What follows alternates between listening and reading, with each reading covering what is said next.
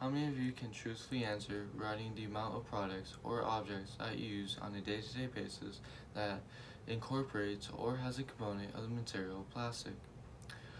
During your time of reflecting, examples can range from Starbucks cups to straws to even small children's toys. When considering this, please think about how plastic has played such a vital role in our lives and to society as well. Plastic can be found everywhere around the world. Additionally, plastics are made to be quite durable and is a rather cheap method that accommodates the needs of everyday life. However, after years and years of wear and tear, plastics can evolve into what we call microplastics.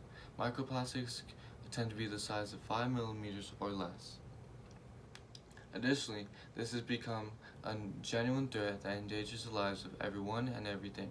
This has become more and more relevant as people's lack of ability to properly dispose of the material plastic. This is either due to lack of effort, lack of care, or possibly even both. The Washington Post published a disturbing article that describes the consumption of microplastics within the human body.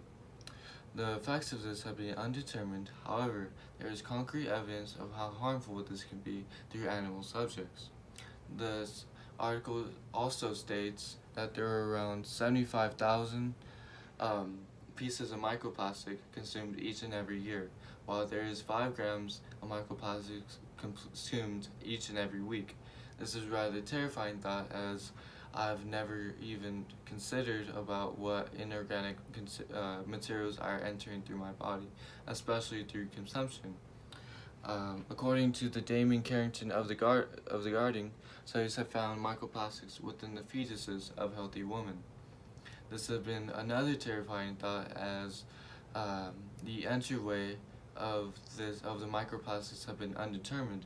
However, it is theorized that the microplastics have entered through bloodstreams, as it is small enough to circle around the body in this way.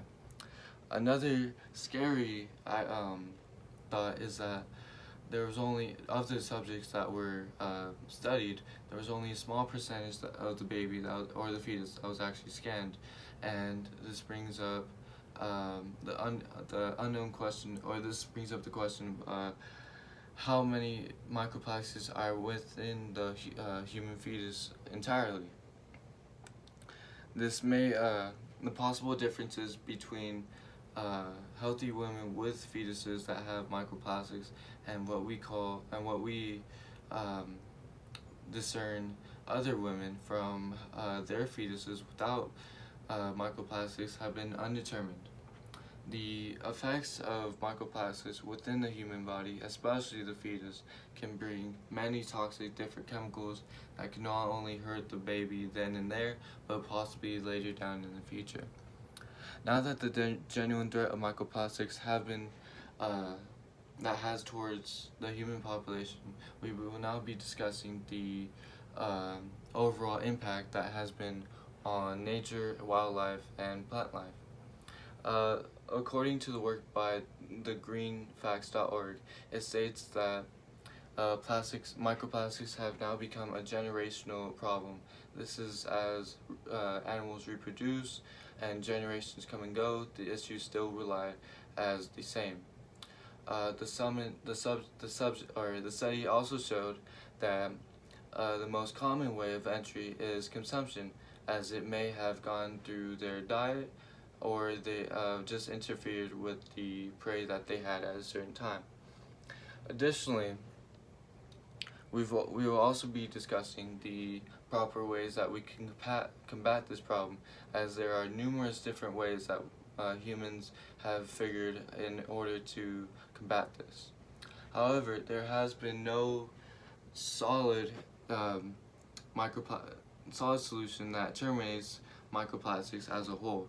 However, as studies continue researching, the opportunities only grow, and the chances of finally coming to a solution that terminates this issue forever will soon show itself.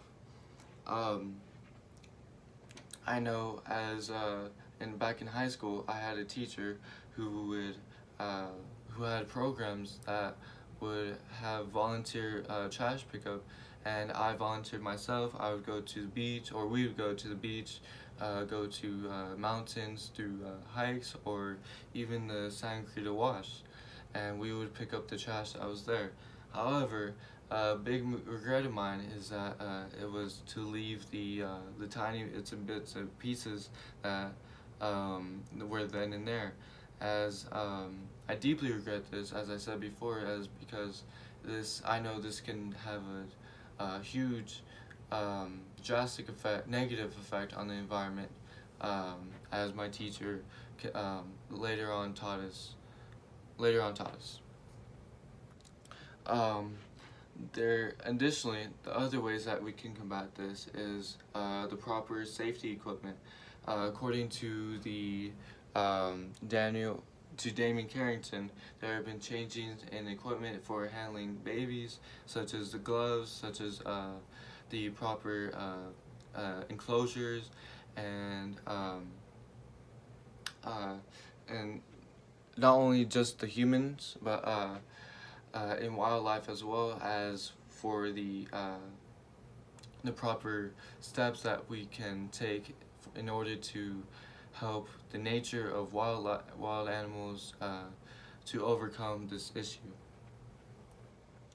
The biggest issue is to expose this threat to a worldwide basis, and I believe this is a step that we can take in a general direction, and this will only allow humans to come together and only figure out how to properly attack this issue.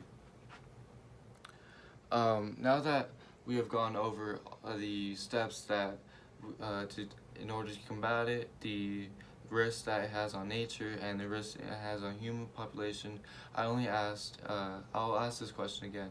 How many of you can honestly answer regarding the amount of products or objects I use on a day-to-day basis that incorporates or has a component of material plastic? I ask this because I believe the answer you said before is different from what you said now. And while I leave you with this, what will you do about this issue, and how will you help the world in this way?